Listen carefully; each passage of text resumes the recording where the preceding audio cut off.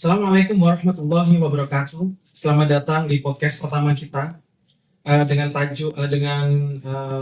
judul podcast adalah Rehabcast. Kali ini saya dengan Dr. Indra Mudayanto beserta dengan rekan saya Dr. Cynthia Dewi Septiani Marta Kusuma. Selamat malam, dokter. Kali ini bisa ceritakan tentang Dr. Cynthia Dewi Septiani SPKFR, mulai dari lulus FK-nya dari mana, terus habis itu spesialisnya sampai mulai tahun berapa dan sampai selesainya. Monggo dokter, persilakan. Halo, saya Dr. Cynthia Dewi Septiani, spesialis kedokteran fisik dan rehabilitasi. Saya lulusan S1 Profesi Kedokteran dari Fakultas Kedokteran Universitas Jenderal Sudirman Purwokerto. Kemudian melanjutkan ambil dokter spesialis kedokteran fisik dan rehabilitasi di Universitas Erlangga. Masuk tahun 2018 dan lulus tahun 2022. Sekarang saya bekerja di Rumah Sakit Umum Dr. Sutomo Surabaya dan Rumah Sakit Manyar Medical Center Surabaya. Oke, dokter, bagus sekali. Lulusnya dari UNSUD Universitas Jenderal Sudirman ya, 2006. Terus mulai 2012 lulusnya. Setelah itu mengambil spesialis pada tahun 2018 dan lulus pada tahun 2022. Oke. Dokter, bagaimana dokter mulai menyukai dan senang sekali dengan rehabilitasi medik? Sebenarnya kenapa saya masuk kedokteran fisik dan rehabilitasi, sebenarnya kecemplung ya, karena kebetulan ada dari keluarga juga ambil spesialis kedokteran fisik dan rehabilitasi. Cuman ketika masuk ternyata ilmunya sangat luas sekali dan tidak menyangka bahwa peran rehabilitasi pada pasien-pasien, terutama dengan pasien-pasien penyakit kronis ya, itu sangat penting sekali dan sangat bermanfaat sekali. Dan semoga kesibukan saya menjadi dokter spesialis kedokteran fisik dan rehabilitasi ini membawa manfaat untuk pasien-pasien saya dan terutama menjadi amal ibadah saya selamanya. Baik sekali dokter, terima kasih jawabannya sangat mulia sekali.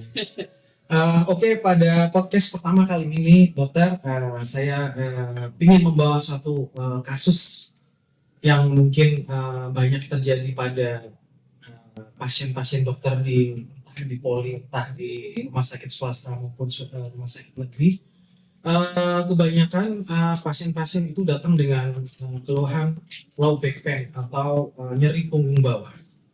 Usianya juga bervariasi menurut saya, mulai dari yang muda dan usia yang tua juga. Kalau menurut dokter, pasien-pasien dokter yang datang ke rumah sakit itu rentang usianya yang paling banyak usia berapa, dokter? Kalau tentang LBP ya, kalau LBP kebanyakan memang pasien dengan usia lanjut ya, jadi pasien-pasien lansia. Biasanya usia mulai paling banyak itu 55 ke atas, terutama perempuan. Tapi akhir-akhir ini memang trennya jadi cukup banyak juga pasien dengan usia muda, terutama karena ini ya, karena tren sekarang kan lebih banyak sedenter, orang lebih banyak di rumah, semua serba instan, tinggal pencet-pencet, jadi kebanyakan pasiennya kurang aktivitas sehingga banyak gangguan muskuloskeletal ya, atau otot, tulang dan lain sebagainya itu kurang bergerak aktif sehingga cenderung frustratif, jadi banyak mengalami low back pain atau nyeri punggung bawah. Baik, berarti usianya sangat bervariatif sekali ya. Namun dari sekian banyak penyakit, memang yang masuk ke poli dokter Cynthia Dewi di rumah sakit kebanyakannya mayoritas low back pain ya, atau ada beberapa banyak. Paling banyak sebenarnya low back pain sama osteoartritis. Oke, itu nanti kita akan bahas ke yang kedua untuk osteoartritis. Untuk hari ini kita akan fokus ke LBP dahulu. Jadi memang pada usia muda juga dapat terjadi LBP dikarenakan gaya hidup dan postur yang sangat tidak pas untuk dilakukan sama anak muda. Misalkan apa dokter, postur yang tidak benar? Postur ya banyak ya, postur itu kan bisa dilihat saat pasiennya berdiri, duduk, jalan. Posturnya itu ya tidak ergonomis ya. Pertama mungkin saat duduk cenderung harusnya kan kalau duduk kan 90 derajat. Kemudian tidak membungkuk, tidak miring kanan, tidak miring kiri. Cuman kan karena waktu yang lama biasanya pasien dengan aktivitas pekerjaan yang misalnya 8 jam sehari di depan komputer itu kan tidak mungkin posisinya ergonomis terus-menerus sehingga pasiennya cenderung posturnya bad. Mungkin dia membungkuk, miring kanan, miring kiri atau kepalanya sering membungkuk dan lain sebagainya. Dan itu dilakukan berjam-jam tanpa istirahat, tanpa peregangan. Nah itu yang biasanya memunculkan nyeri ya, terutama pada punggung bawah. Karena punggung bawah itu kan dia penyangga ya, terutama ketika pasiennya saat duduk. Baik dokter. Kita akan mengulik arti kata LBP. LBP itu kan kalau dijabarkan kita itu artinya low back pain. Kalau secara umum dia itu dimulai dari kosta terakhir sampai lipatan Gluteal fold ya. gluteus fold. Oke. Bokong. Tapi kalau secara anatomis wilayah LBP itu dari mana sampai mana? Kalau low back pain sebenarnya kan diagnosisnya diagnosis keranjang sampah kalau kita bahasanya. Jadi kalau setiap nyeri yang berada di punggung bawah dinamakan LBP. Sedangkan kalau penyebabnya kita yang sekali. Tapi kalau secara terminologi LBP itu kan biasanya mulai dari spine atau vertebra itu dari lumbal, jadi lumbal 1, 2, 3, 4, 5, kemudian diikuti sakral dan coccyx.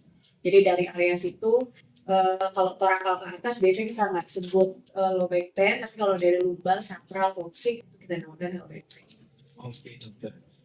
Jadi tidak hanya melulu untuk masalah otot dan tulang, kadang-kadang dari masalah medis seperti penyakit ginjal juga bisa menyebabkan nyeri punggung. Setelah itu prostat juga bisa menyebabkan nyeri punggung juga. Bahkan pun metastase untuk yang jauh tulang juga bisa menyebabkan low back pain. Tapi kali ini kita tidak akan membahas ketiga itu. Kita akan membahas untuk secara besar lah kebanyakan yang datang rehab karena adanya HNP yang pertama, yang kedua adalah muscle spasm, yang ketiga adalah artritis maupun kelainan pada tulang deformitas yang melengkung ke samping disebut dengan skoliosis, dan yang ke depan juga dapat menyebabkan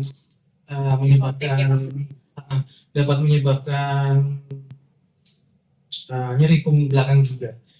Kira-kira dari sekian banyak penyakit yang di luar yang kalau metabolik kita tidak akan membahas ya, kita akan membahas yang dari segi neuro dan muskular aja.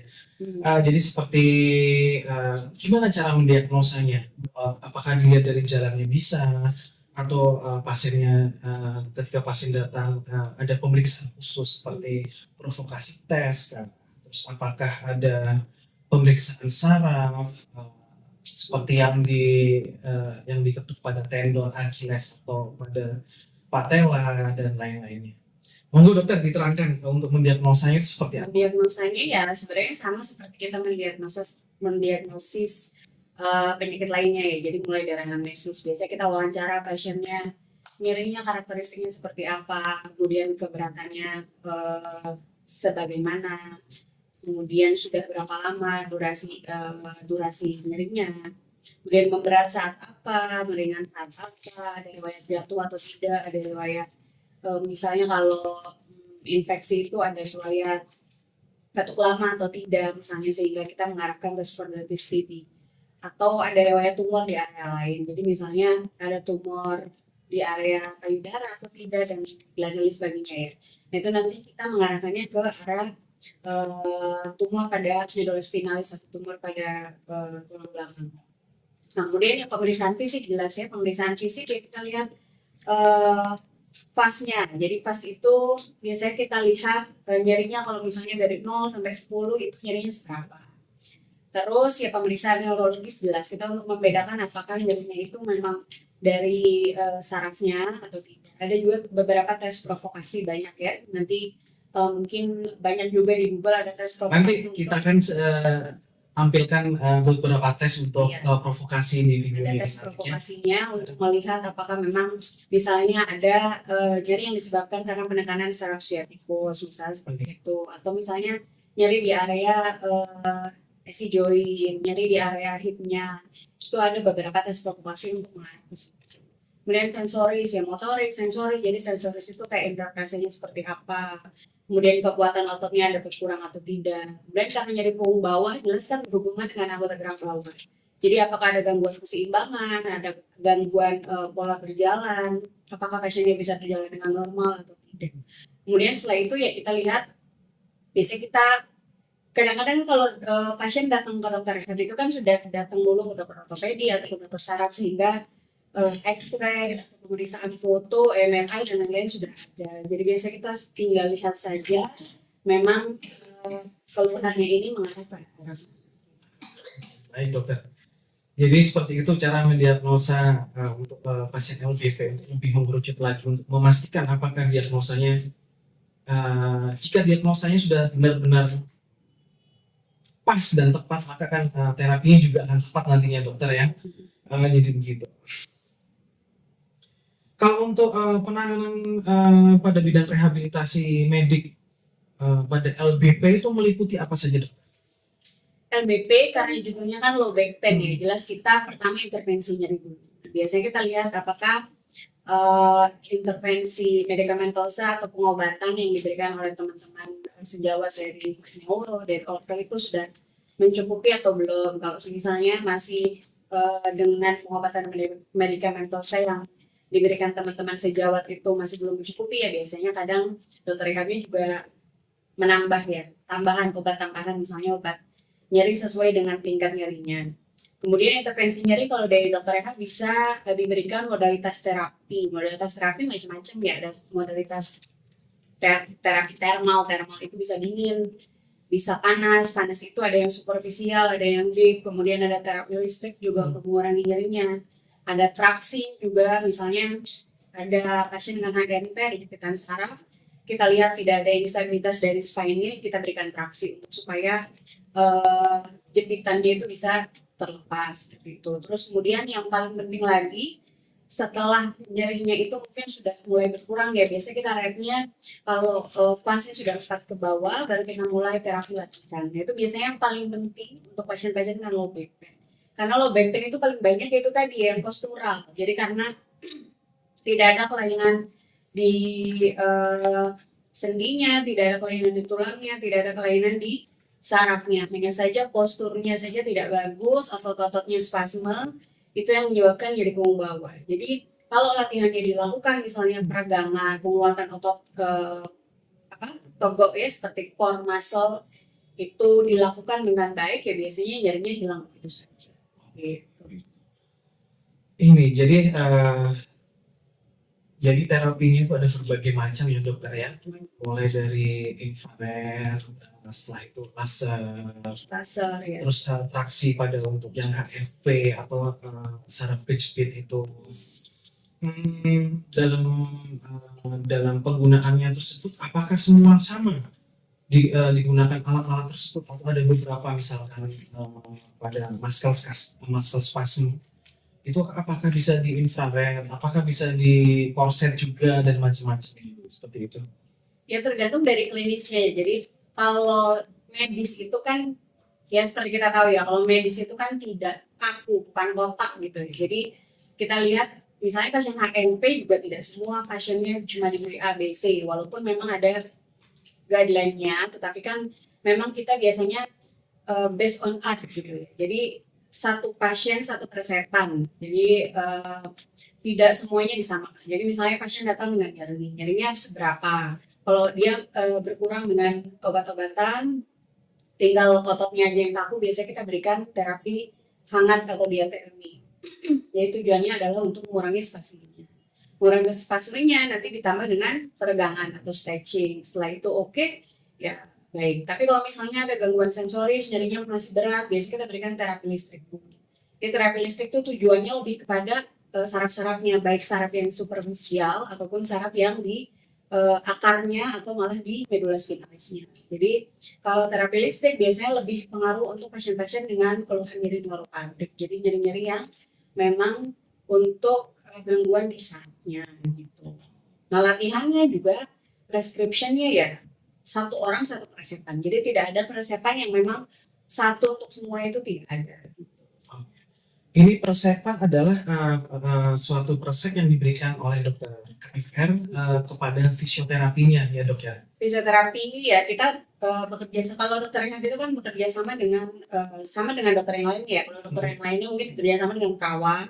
Kalau dokter yang bekerja sama dengan fisioterapi, teman-teman fisioterapi, teman-teman terapi bicara, sama teman-teman terapi okupasi dan ortotik prostetik. Tadi kayak sempat disinggung ya tentang korset. Nah itu nanti kita bekerja samanya dengan teman-teman dari ortotik prostetik. Nah pemberian korset tergantung juga. Kadang tidak semua pasien LBP diberikan korset. Oh berarti nggak semua pasien LBP itu bisa dipakaikan korset? Tidak perlu, ya tidak semua diberikan korset. Kalau lebih spesifik lagi dok, pada kasus LBP apa yang perlu menggunakan korset? Biasanya, jadi korset itu kan merupakan salah satu ortosis ya. Ortosis itu dia suatu external device atau alat dari luar tubuh yang dipasangkan ke dalam tubuh kita untuk meningkatkan fungsi dari segmen tubuh yang dipasangkan. Nah, salah satunya korset. Kalau korset itu dia namanya soft ortosis. Jadi dia itu tidak menstabilkan, tidak menjaga, tapi dia support di area core muscle-nya. Jadi tujuannya adalah untuk mengurangi nyeri, mengurangi spasm, sama memberikan efek placebo kepada pasien. Nah, kalau pada kasus-kasus yang terjadi instabilitas pada spine-nya atau vertebra atau tulang belakang itu ada patah, ada geser dan lain-lain, kita berikan ortosis yang rigid. Jadi misalnya LSO ya, lumbosakral ortosis. Jadi dia lebih rigid untuk menjaga supaya si kurva dari tulang belakangnya itu tetap stabil ketika pasiennya bergerak atau beraktivitas. Berarti pada nyeri pinggang belakang yang pada kelainan deformitas seperti skoliosis, lordosis juga bisa memakai korset juga sangat berguna. Kalau skoliosis justru malah yang rigid itu tadi ya. Jadi dia yang kaku. Tapi biasanya tergantung skoliosisnya juga terjadinya pada yang mana. Kalau skoliosisnya terjadi karena degeneratif, misalnya pada usia lanjut, ya kita tidak berikan ortosis yang rigid. Karena ortosis yang rigid itu kan tujuannya dia untuk mengkoreksi. Jadi dari bengkok jadi kurang bengkok gitu, berkurang kurvanya yang bengkoknya itu. Nah biasanya kita berikan pada skoliosis yang memang masih fleksibel, seperti pada pasien-pasien skoliosis remaja. Tapi kalau untuk yang sudah lansia itu kan sudah rigid ya. Jadi kalau mau dikoreksi ya harusnya operasi gitu. Jadi biasanya kita tetap kasih korset aja. Tujuannya apa? Tujuannya untuk supaya sebagai awareness, kayak pengingat kepada pasiennya bahwa dia ada skoliosis, supaya gerakannya tidak terlalu eksesif sehingga kurva bengkoknya itu tidak bertambah. Terima kasih tuh ilmu yang cukup bagus tentang korsetan dan diagnosis dan terapi ya dokter. Kita tidak bisa pungkiri bahwasanya dokter rehabilitasi itu tidak bisa bekerja dengan sendiri, itu merupakan suatu tim, mulai dari bekerja sama dengan ortopedi, bekerja sama dengan neurologi atau dokter saraf, dan bahkan pun fisioterapi untuk menerjemahkan atau mengartikan apa yang diinginkan sama dokter rehabilitasi. Ya. Kita tidak bisa pungkiri bahwasannya pasien datang ke dokter rehab mempunyai keinginan untuk agar cepat sembuh secara cepat dan instan, walaupun itu sangat tidak memungkinkan setiap orangnya. Menurut dokter, apakah bisa low back pain itu hanya bisa dalam kurun waktu 1 minggu atau 2 minggu selesai, atau perlu beberapa terapi dalam tiap harinya dan jangka waktu berapa seperti itu? Tergantung ya. Jadi bisa nggak 1 minggu sembuh, sebenarnya bisa aja. Misalnya contoh pasien dengan post trauma ya, misalnya pasiennya habis jatuh tapi tidak ada instabilitas dari tulang belakangnya. Jadi sebenarnya tulang belakangnya oke, otot-ototnya oke, ligamen dan lain-lainnya semuanya oke. Dia cuma ada kontusio kayak benturan aja di punggungnya. Nyeri punggungnya dalam 1 minggu sebenarnya bisa sembuh. Berbeda dengan pasien-pasien yang dia memang nyeri punggungnya sudah kronis. Soalnya dia sudah bertahun-tahun nyeri tapi tidak dirasa, baru datang ke kita setelah 2 tahun dia mengeluh nyeri, ya tentu tidak bisa dalam 1 minggu pasiennya kemudian tidak merasakan nyeri lagi. Kita harus lihat dulu etiologinya, penyebabnya apa. Kalau seperti misalnya penyebabnya karena NP, jepitan saraf, itu biasanya kita terapi paling minimal 3 bulan. Jadi 3 bulan intensif. Nah, idealnya sebenarnya pasien bisa diterapi setiap hari. Cuman karena keterbatasan asuransi dan lain-lain, biasanya diberikan cuma 2 kali seminggu, itu pun dengan durasi yang biasanya tidak sesuai dengan yang seharusnya, yang kalau kita baca di jurnal-jurnal itu tidak sesuai. Berarti di jurnal itu di jurnal kedokteran fisik dan rehabilitasi itu seharusnya setiap hari latihannya intensif dan sampai dia ada pengurangan rasa nyeri seperti itu, atau sampai nyerinya sampai berkurang banget, atau sampai kapan? Biasanya kan kita punya goals ya, Goalsnya. ada short term goals, ada long term goals. Kalau long term goalsnya ya pain free ya, harusnya pasiennya sudah tidak mengeluhkan nyeri lagi. Kalau short term goalnya biasanya kita settingnya sekitar 1 bulan ya. Short term goal mungkin dari fase yang dia mungkin sekitar 7 misalnya, ya dia berkurang menjadi 4 gitu. Nanti long termnya ya pain free. Harapan kita ya pasien dengan LBP selesai rehabilitasi fasenya kurang dari 2. Oke dokter. Jadi selain tim dokter fisioterapi, pasien pun juga dia itu harus untuk sadar diri untuk saya ingin sembuh nih. Berarti dia itu ada usaha yang dilakukan, dan kadang-kadang itu harus biasanya sudah diberitahu lah macam latihan terapi yang bisa dilakukan di rumah oleh dokter spesialis rehabilitasi.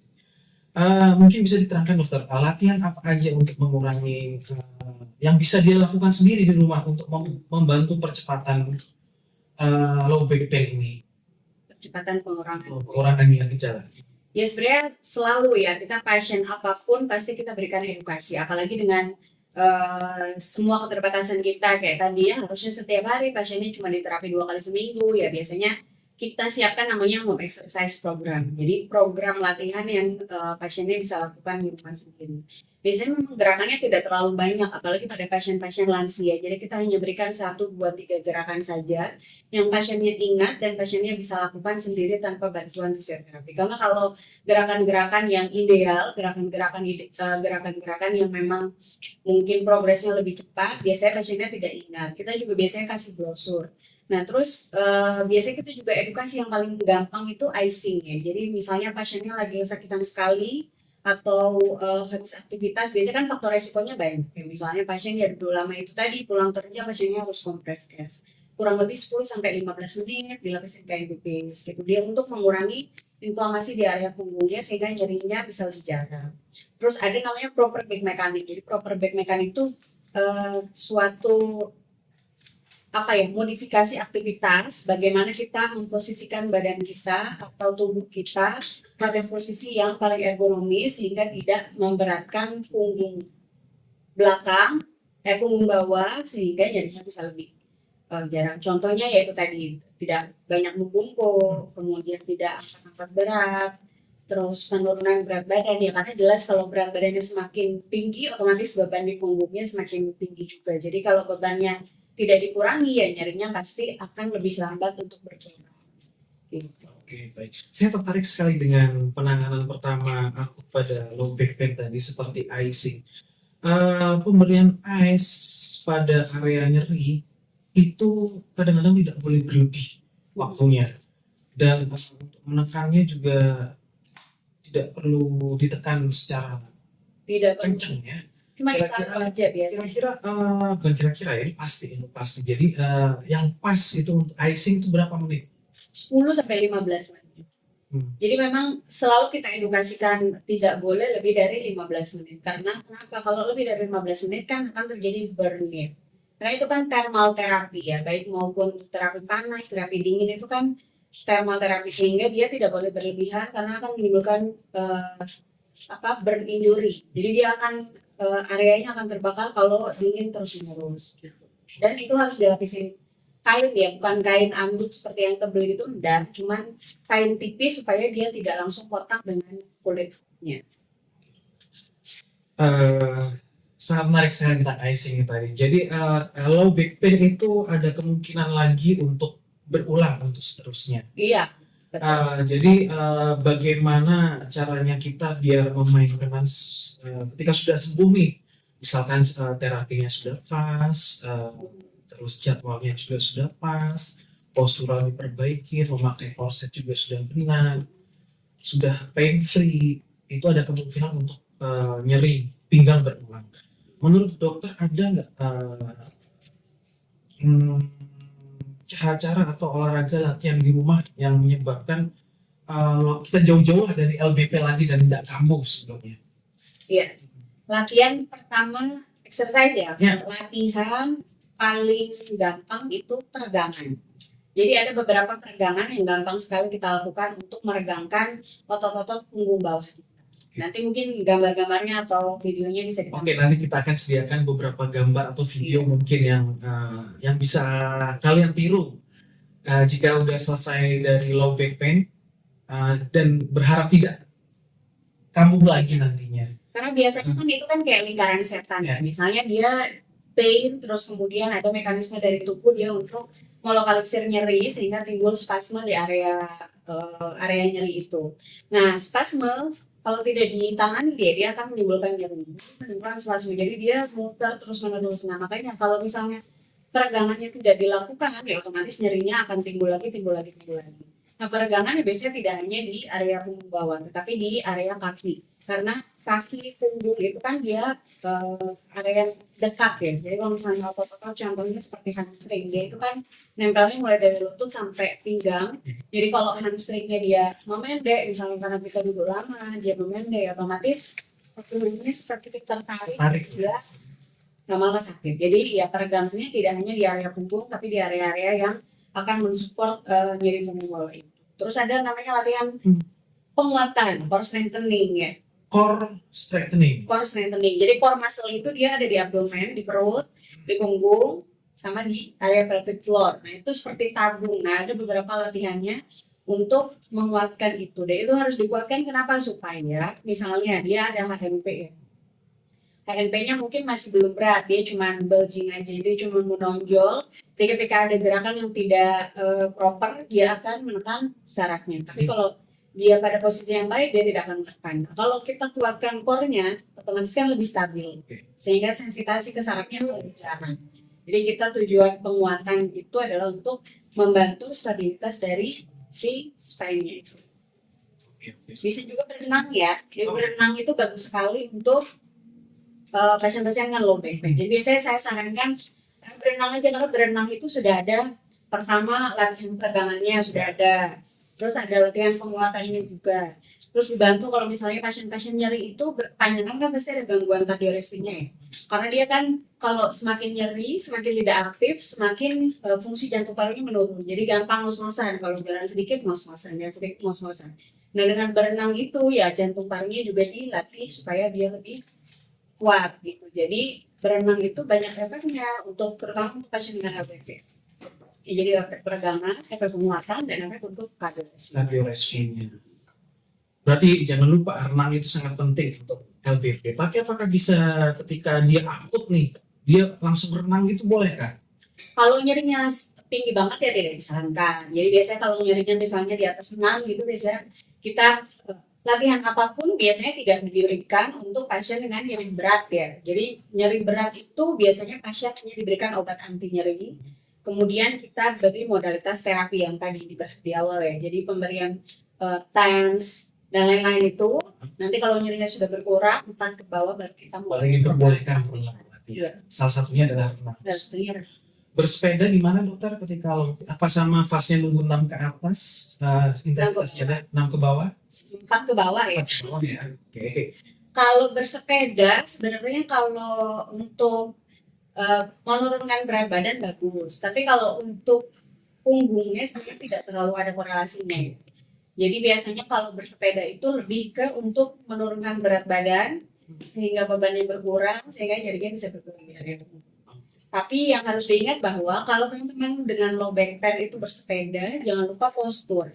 Karena kalau bersepeda itu kan cenderung kita membungkuk. Ya. Betul. Ada memang beberapa sepeda yang sampai membungkuk sekali. Ya, kalau pasien dengan low back pain biasanya tidak kita sarankan untuk bersepeda dengan posisi yang membungkuk. Jadi cari sepeda yang teman-teman bisa tetap duduk 90 derajat. 90 derajat. Beratkan punggung. Oke, baik.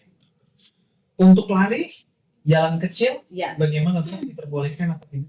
Tapi begini, kalau misalnya low back pain-nya hanya postural, nyarinya sudah berkurang, misalnya pasien sudah experience fase-nya kurang dari 2, boleh berlari. Tapi kalau pasien-pasien yang sudah ada gangguan struktur, misalnya HNP, kemudian artritis, spondyloartritis dan lain-lain, biasanya tidak kita sarankan untuk berlari. Kalau jalan cepat masih bisa, tapi kalau berlari itu kan memang cenderung force di area punggungnya itu sangat besar. Jadi ketika ada HRP misalnya ada degeneratif pada diskusnya, biasanya itu akan memberat kalau ketika kita lakukan jumping atau running. Jadi kalau misalnya saya senam boleh nggak? Boleh senam, tapi aktivitas yang ada jumpingnya, yang ada loncatnya dihindari. Gitu. Berarti kalau ngangkat badan gini di tiang pull up, Kalau pull up boleh. boleh, malah disarankan. Boleh, kalau pull up kan tujuannya pertama penguatan, yang kedua kan dia ada efek stretchingnya. Ketika kita bergelantungan, kan ada efek regangnya. Dari kita pegangan kakinya ke bawah ada efek gravitasi untuk dia meregangkan punggungnya, jadi malah bagus. Biasanya kan kalau sakit pinggang itu tidur pun tak bisa enak nih. Posisi apa tidur yang terbaik untuk pada penderita LBP, miring kanan kah, miring kiri kah, atau tengkurap kah, atau setengah duduk, bagaimana? Sebenarnya nggak ada posisi tidur yang paling disarankan. Yang penting pasiennya nyaman itu tadi. Cuma biasanya disarankan untuk kasurnya. Jadi kasurnya itu kalau pada pasien dengan LBP tidak disarankan kasur yang terlalu empuk. Jadi biasanya busa-busa itu kan dia kalau misalnya kita tidur langsung kepes gitu ya. Oh iya. Jadi dia nggak ngikutin badan kita. Jadi kalau badan kita besar di tengah, jelas tengahnya dia bolong gitu ya. Ya. Kita juga nggak tahu brand apa yang bagus untuk tempat Jadi tidur posturnya ini. sebenarnya brand apa? Brand apa itu boleh ya? Boleh. Anda mau masuk brandnya silahkan. Tapi jangan terlalu empuk, jangan juga terlalu keras. Jangan terlalu keras juga. Sebenarnya bagus kan kalau misalnya katanya kalau tidur di lantai bagus dong, kalau terlalu keras sebenarnya bagus. Cuman kan untuk orang-orang yang tidak nyaman pasti malah nggak bisa tidur. Jadi biasanya saya sarankan cari kasur yang tidak terlalu keras, juga tidak terlalu empuk. Karena kalau terlalu empuk itu dia kurva di spine-nya itu kan ngikutin si kasurnya itu. Iya, nanti kita tunjukkan Iya, jadi gambarnya. itu tidak bagus karena dia akan malah bersensitasi terus-menerus, posturnya tambah jelek, spasmenya atau kakunya itu akan semakin bertambah. Saya jadi ingat tentang korset tadi. Apakah korset bisa dibawa untuk tidur ketika posisi tidur? Apakah dilepas aja atau tetap dipasang korset? Dilepas. Kalau korset itu kan tadi kan tidak, sebenarnya dia tidak bikin stabil ya. Dia kan cuma sebagai awareness, ngurangi nyeri, ngurangi spasme aja. Jadi ketika tidur ya justru harus dilepas. Harus dilepas ya. Dan jangan lupa kalau pakai korset itu maksimal cuma 3 bulan aja. Maksimal 3 bulan. Kemudian cara pemakainya itu biasanya hanya ketika dia weight bearing. Weight bearing dalam arti spine-nya dia ada bebannya. Jadi duduk, berdiri, berjalan. Kalau dia leyeh, tiduran itu nggak usah pakai korset. Terus setiap 2 jam harus dilepas. Ingat, setiap 2 jam harus dilepas korset. 2 jam harus dilepas kurang lebih 15 menit. Supaya apa? Nah, di sela-sela pemakaian korset itu pasiennya harus tetap latihan. Jadi latihan menguatkan, latihan peregangan. Supaya apa? Karena kalau punggung bawahnya disangga terus sama korsetnya, otomatis ototnya kan tidak berkontraksi. Lama-lama dia akan atrofi, mengecil, malah jadi tidak stabil. Jadi di sela-sela pemakaian korset wajib latihan, terus wajib dilepas, ya itu tadi, antara setiap 2 jam lepas 15 menit dan tidak boleh dipakai lebih dari 3 bulan, karena kalau lebih dari 3 bulan jelas ototnya dia akan atrofi semua, malah tambah Nyeri. tidak bagus dan tambah tidak stabil, mensensitasnya nyerinya. Oke, menarik sekali seputar pembahasan LBP mulai dari apa batasannya, terus diagnosanya bagaimana, dari pemeriksaan fisiknya bagaimana, terus apa terapi yang sesuai dengan diagnosa yang setelah ditentukan dari pemeriksaan fisik tersebut, dan semua tidak sama terapinya. Itulah kenapa kita butuh dokter rehabilitasi untuk mendiagnosa untuk terapi yang pas untuk LVP. Dan bahkan ketika dokter rehabilitasi sudah mendiagnosa dengan tepat, dia akan memberikan persepan kepada fisioterapi. Sehingga fisioterapi, kita juga berterima kasih juga dengan fisioterapi karena telah membantu juga pasien ya, merupakan Ya kita sebagai tim lah ya. tim ya. Berarti sebagai dokter SPKFR itu mendelegasikan berarti ya pengobatan tersebut kepada fisioterapi. Ya sama seperti dokter yang lain, dokter lain kan bikin resep, kasih ke apoteker yang ngasih obat ke pasien. Ya sama seperti kita melakukan prescription, kita kasih edukasi ke pasien, prescription ini dilakukan oleh teman-teman fisioterapi. Itu fungsi dari tim itu, jika tim sangat solid sekali, mulai dari ortopedi, neuro, fisioterapi, dan dokter spesialis rehabilitasi, maka akan kesembuhan pasien akan lebih cepat. Termasuk dokter Cynthia tadi bilang exercise di rumah itu sangat penting sekali untuk kesembuhan pasien.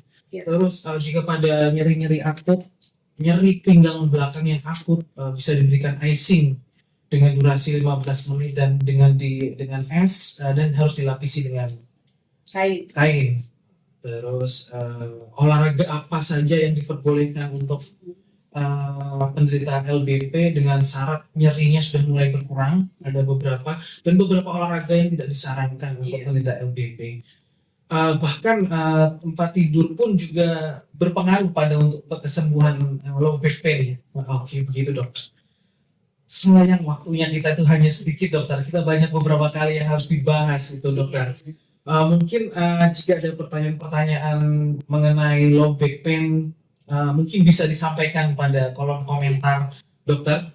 Mungkin nanti kita tidak akan menjawab satu-satu, tapi kita akan berusaha mungkin untuk menjawab satu-satu.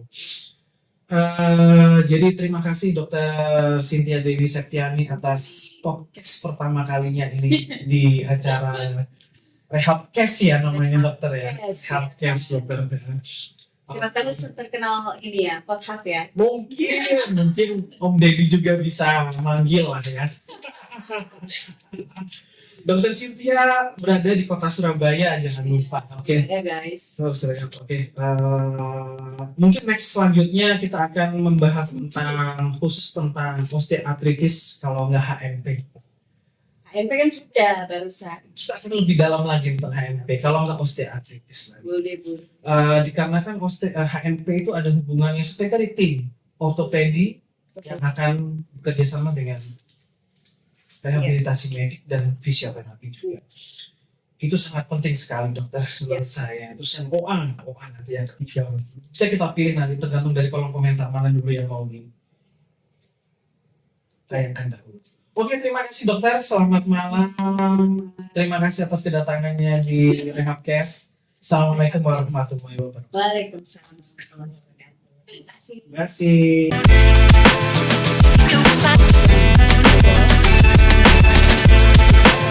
Dokter.